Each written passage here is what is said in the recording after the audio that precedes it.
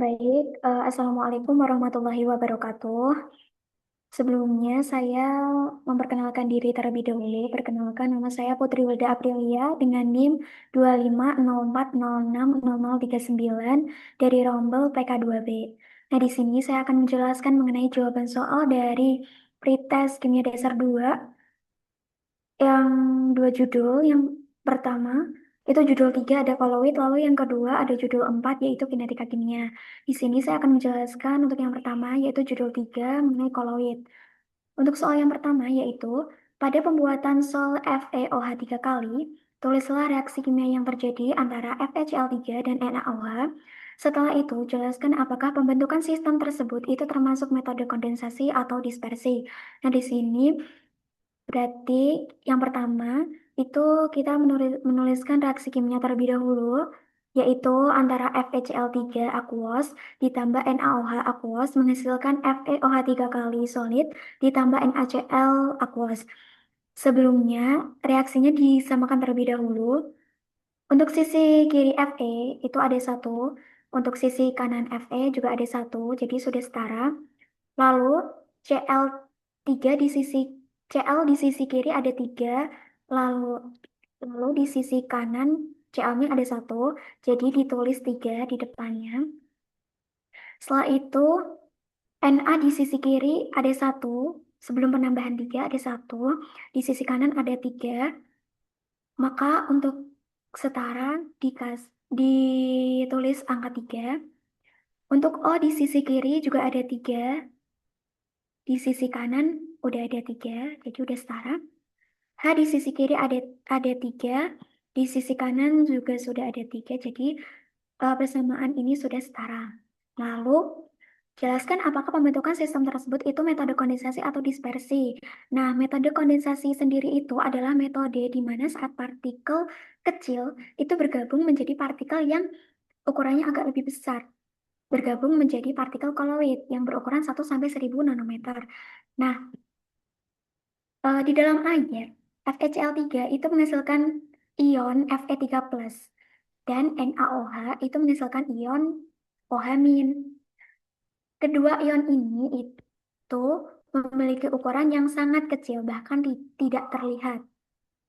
Nah, karena kedua kedua ion tersebut itu sangat kecil, maka bergabung menghasilkan FeOH 3 kali, yang dimana FeOH 3 kali itu tidak langsung menjadi endapan. Kenapa tidak langsung menjadi endapan? Karena ukuran koloid tersebut itu sangat kecil, jadi tidak langsung menjadi endapan. Lalu muatannya itu positif. Kenapa muatannya positif? Karena FeOH 3 kali itu menyerap ion Fe3+. Karena dominan di sini itu ion Fe3+. Jadi muatan dari FeOH 3 kali itu menjadi saling tolak menolong. Namun FeOH 3 itu tetap menyebar, namun menjadi koloid, yaitu sol FeOH 3 kali. Nah, karena hal inilah eh, pembentukan sistem tersebut itu termasuk metode kondensasi, di mana partikel kecil itu bergabung menjadi partikel yang lebih besar atau yang disebut dengan koloid, begitu. Lalu untuk yang soal nomor 2, pada percobaan dispersi amilum, sampel amilum biasa itu dibandingkan dengan amilum yang telah digerus halus. Prediksikan sampel mana yang menunjukkan dispersi lebih baik, lalu jelaskan alasannya berdasarkan ukuran partikel dan penyebarannya dalam medium. Berarti pada soal nomor 2 itu ada percobaan dispersi amilum. Nah, itu tuh ada dua sampel. Yang pertama itu sampel amilum biasa, yang kedua itu sampel amilum yang telah digerus halus. Lalu ini disuruh menunjukkan dispersi mana yang lebih baik antara sampel amilum dan amilum yang digerus halus. Oke, kita harus mengetahui dulu apa sih dispersi itu. Dispersi adalah kebalikan dari kondensasi, yaitu pemecahan partikel-partikel besar menjadi partikel yang lebih kecil atau yang bisa disebut dengan koloid. Nah, agar mempermudah, di sini eh, dikasih tabel antara sampel amilum dan juga amilum yang telah digerus. Untuk ukuran partikel dari sampel amilum itu berukuran besar. Lalu untuk amilum yang telah digerus itu berukuran lebih kecil karena telah digerus. Lalu luas permukaannya, karena ukuran partikelnya besar, maka luas permukaannya itu menjadi lebih kecil untuk sampel amilum biasa. Lalu untuk sampel amilum yang telah digerus itu luas permukaannya menjadi lebih besar karena ukuran partikelnya yang lebih kecil.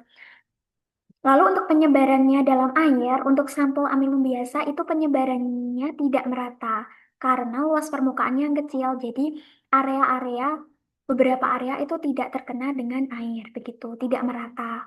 Lalu untuk amilum yang telah digerus itu penyebaran dalam airnya itu lebih merata karena luas permukaannya yang lebih besar, begitu.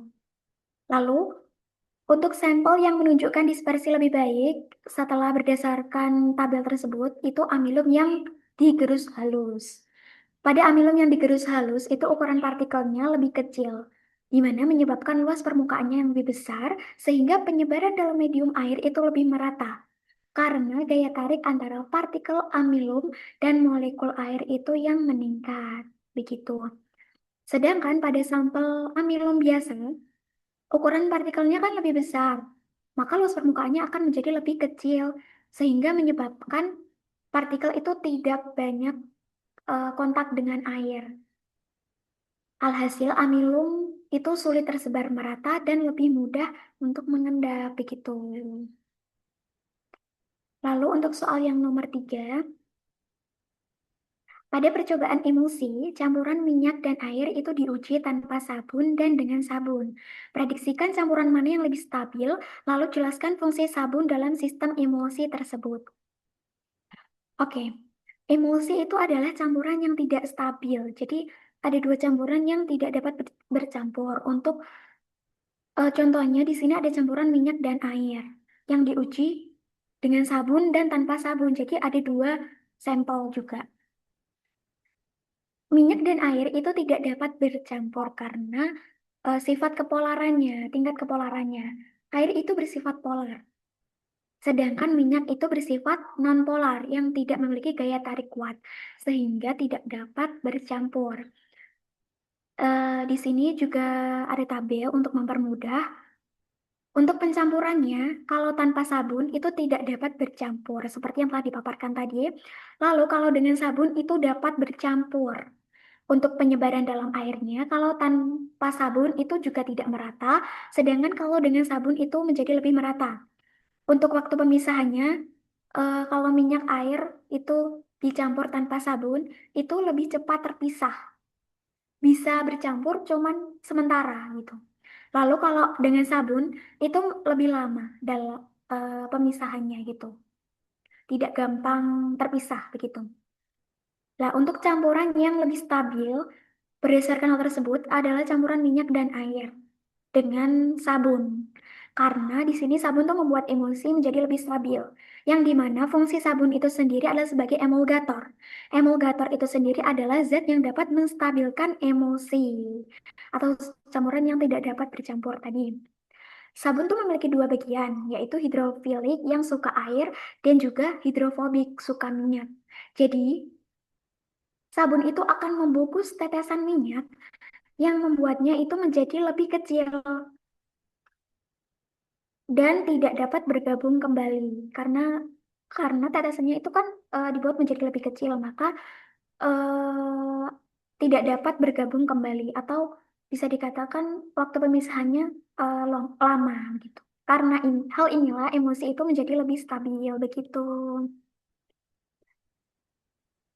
Oke, lanjut ke nomor 4.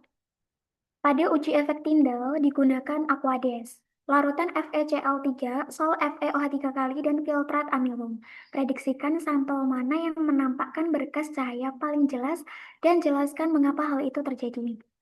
Oke, efek Tyndall itu yang berkas cahaya, yang dapat memunculkan cahaya, begitu. Nah, untuk pada uji efek Tyndall sendiri itu digunakan ada Aquades, larutan FeCl3, sol FeOH3 kali, dan filtrat amilum. Sebelumnya, kita harus mengidentifikasi dulu apakah dari keempat larutan tersebut itu dapat memunculkan cahaya begitu.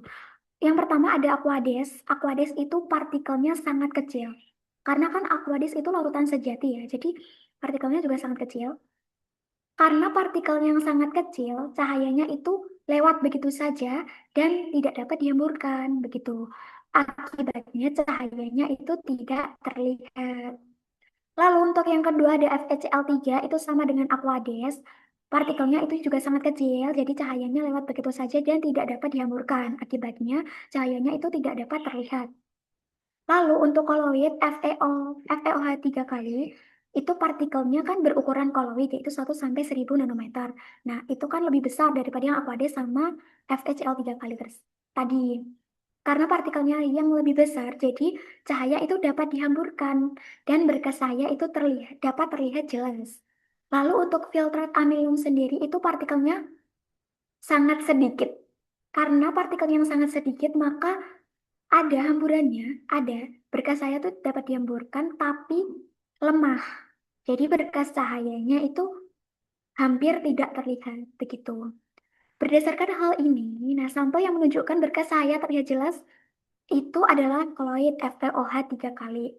Hal ini dapat terjadi itu karena FeOH 3 kali itu kan koloid yang ukuran partikelnya itu lebih besar daripada Aquades, FeCl3 sama yang filtrat amilum tadi yang partikelnya sangat sedikit. Maka dari ini, cahaya itu dapat dihamburkan dan dapat terlihat jelas karena si FeOH 3 kali itu memiliki partikel yang berukuran koloid begitu. Nah, oh ya untuk berkas cahaya itu dapat dihamburkan dan terlihat itu ketika ya, ketika ukuran partikelnya itu berukuran koloid, seukuran koloid begitu. Lalu untuk nomor 5 itu pada uji koagulasi, sol FeOH3 itu ditambah dengan NaCl, CaCl2, dan Aquades sebagai kontrol. Prediksikan tabung mana yang paling cepat menggumpal dan jelaskan hubungan hasil tersebut dengan jenis serta muatan ion elektrolit. Oke, pada uji koagulasi itu penggumpalannya. Seberapa cepat darah itu menggumpal. Partikel sol FeOH 3 kali itu kan ditambah NaCl, CaCl2, dan Aquades itu sebagai kontrol. Nah, sebelumnya partikel FeOH 3 kali itu kan memiliki muatan positif yang telah dibahas sebelumnya tadi, muatan positif. Karena adanya absorpsi atau penyerapan ion Fe3+ yang dominan. Maka FeOH 3 kali itu memiliki muatan yang positif. Lalu pada NaCl nih, NaCl. Itu kan menghasilkan ion Cl-. Itu menghasilkan ion Cl-1. Lalu pada CaCl2 itu kan menghasilkan lebih banyak ion Cl-, yaitu 2. Nah, ion C kan tadi FeOH 3 kali itu ion, muatannya positif. Nah, ion Cl- itu menetralkan muatan positif dari koloid begitu. Dan karena dinetralkan oleh ion Cl- tadi, maka muatannya menjadi netral. Karena muatannya netral, maka gaya tolaknya akan hilang sehingga partikelnya itu akan menggumpal begitu. Nah, CaCl2 itu paling cepat menggumpal. Kenapa paling cepat menggumpal? Karena dia itu memiliki ion Cl- yang lebih banyak daripada NaCl tadi yang hanya memiliki 1 ion Cl-. Nah, untuk NaCl itu menggumpal tapi lebih lambat. Lalu untuk Aquades itu tidak terjadi koagulasi karena apa? Karena si Aquades itu tidak memiliki ion, karena dia kan larutan sejati, begitu. Maka tabung FeOH3 itu yang ditambah dengan CaCl2 itu adalah yang paling cepat menggumpal. Kenapa paling cepat menggumpal begitu? Lalu untuk koagulasi sendiri itu kan dipengaruhi oleh jenis ion. Nah, ion harus berlawanan dengan muatan koloid ionnya. Dan muatan ionnya itu yang di mana muatan ionnya yang semakin banyak muatan, maka koagulasi itu terjadi lebih cepat. Yang dapat dilihat pada ion Cl- yang ada pada CaCl2. Seperti itu. Oke, itu untuk penjelasan dari jawaban soal untuk judul 3 pretest kimia dasar, yaitu koloid.